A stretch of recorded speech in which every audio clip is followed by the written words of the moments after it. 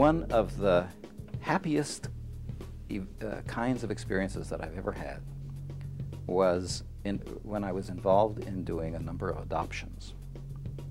The nice thing about adoptions, most of the time, not always, but usually, is that nobody loses. Everybody comes out ahead. And there was one judge before whom I practiced, a surrogate judge in Westchester County, New York, who had a beautiful practice. Whenever an adoption proceeding was concluded, he was a very distinguished-looking judge, beautiful, wavy white hair, and handsome black robes. He would pull out of his desk in his chambers where these proceedings took place a Polaroid camera, and he would ask the young couple, usually it was a young couple, and any children they had from before, and the adopted child, to pose together.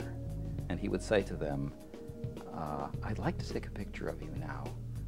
You are reborn as a brand new family, and this is a portrait of you at this moment. And however often that happened, it brought tears to my eyes.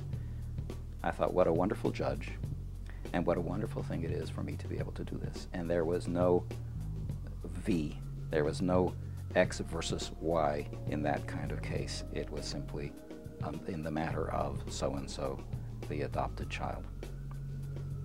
That's a kind of law that is a pleasure to practice, and we don't do much in preparing students to do that.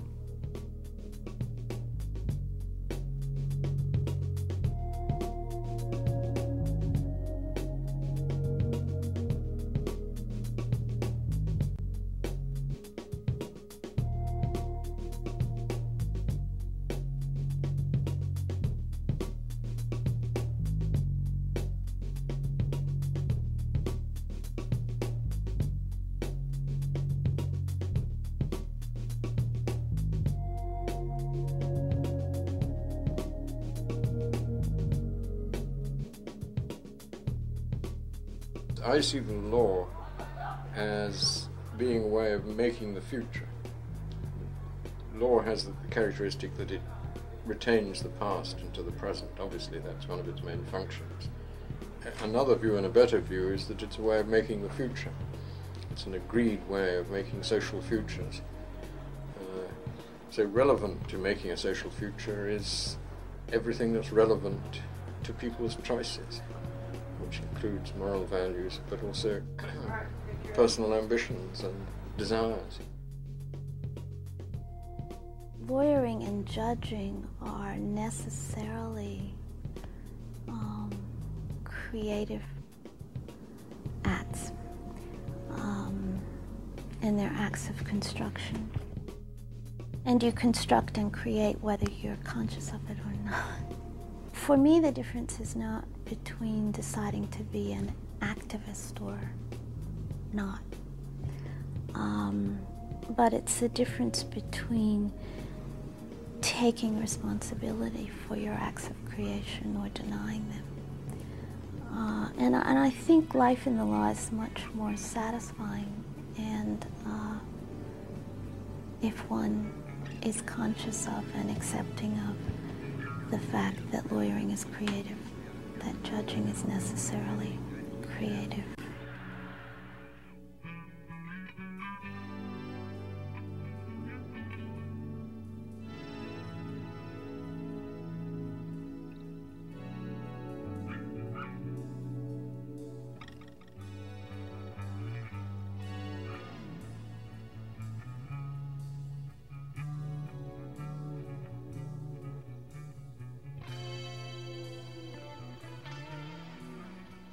I'm reminded of an anecdote that I read some time ago about Justice Oliver Wendell Holmes, Jr.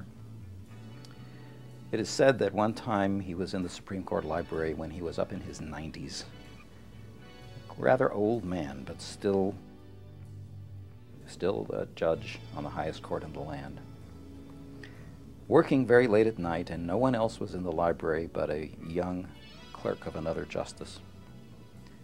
And he was pulling books out of the shelves and putting them back and leafing through them and searching for whatever it was that he was searching for.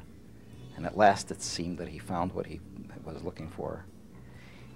He clapped the book closed, put it under his arms, and rose to leave.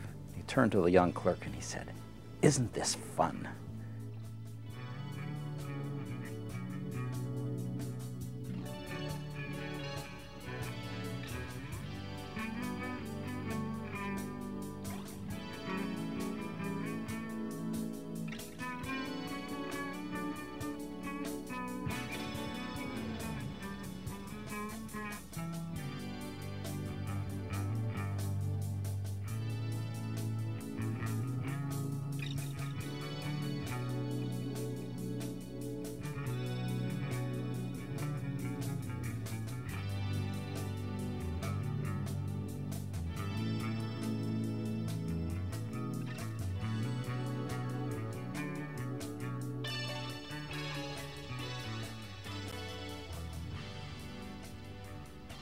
Whether you're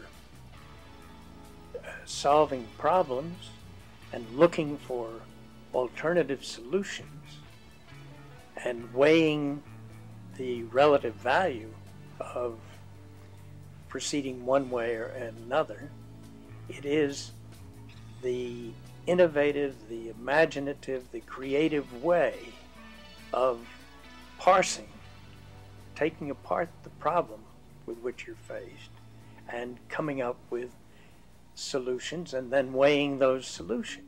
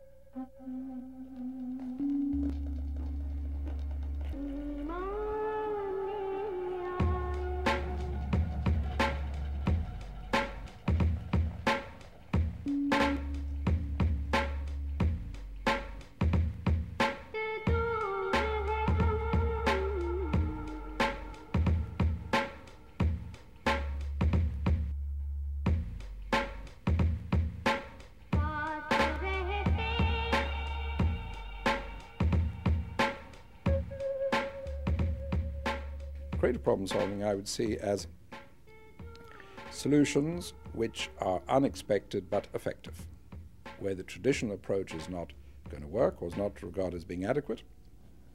How do we find new approaches?